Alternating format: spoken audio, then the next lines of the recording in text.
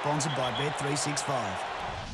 Hello, welcome to Rugby.com.au and Tuck's Tips, another edition of the fantastic show with the man himself, Matt Dunning. Matt, thank you very much. Cheers, thanks for having me.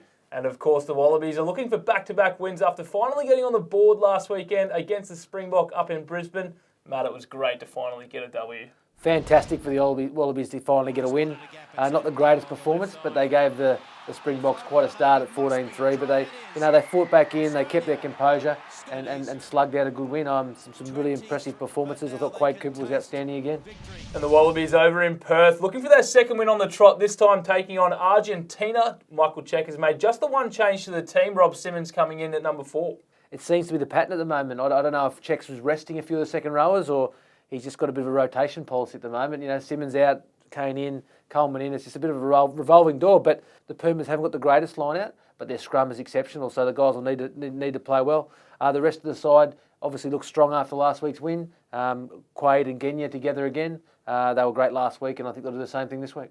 And looking at the reserves, Tuck, Michael Check has named an extended bench with the possibility of 2 debutants, Tom Robertson and Lepeti Tamani. Yeah, I think definitely Tom Robinson will get a run for his first test. A massive achievement for Tom.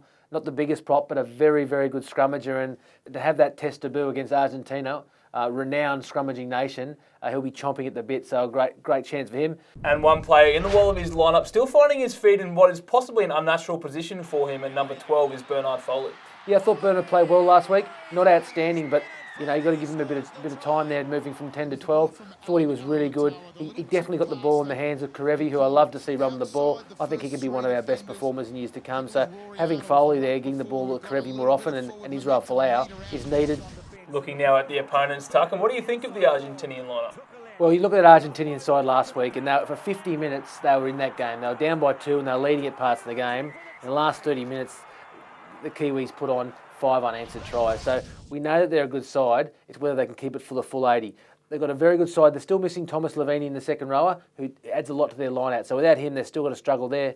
But I really like their captain Creevy and their number 8, Issa. And of course, they've got Thomas Cabelli playing at scrum half, Tuck. He's had a lot of exposure to the Australian players through that Super Rugby season with the Broms. Yeah, look, Thomas Cabelli had a great Super Rugby campaign. Was probably the pick of the Australian halfbacks in all the games. And he's outstanding. It'd be interesting to see how he plays against his Brumbies teammates. Obviously, I think David Pocock hopefully will get his hands on him quite often. Hopefully, Thomas Cavelli will, hoping Dave doesn't get his hands on him. Looking now at the markets, Tuck, and the Wallabies are favourites to get their second win on the trot. Yeah, the Wallabies are favourites and probably deserve it, but you know they are pretty short. And the Argentinians, although the last 30 minutes wasn't ideal for them, they show that they can mix it with the best nation in the world. So, you know, a bit of value there for the Argentinians, I think. But the Wallabies will win. And if you look at the line, bit of value there for the Wallabies. I think they can cover that. Looking now at the Rugby Championship, Tuck, and the All Blacks are such short favourites for the Championship. There's now a new market open, the Rugby Championship 2016 without New Zealand. Rightfully so, the All Blacks are favourites and unbackable favourites. They're shorter than Black Caviar in a race with no other horses. The Rugby Championship 2016 without New Zealand market, on the other hand, is quite an interesting market and very tight. I think it's pretty open to all the teams. But you know, Australia are a good value there. But I love the Argies that wide out. Who knows? That's it for the Wallabies Argentinian version of Tuck's Tips. Thank you very much for joining me, Tuck. Thank you for having me. And remember, if you are going to have a bet this weekend, do so responsibly. Vamos, vamos!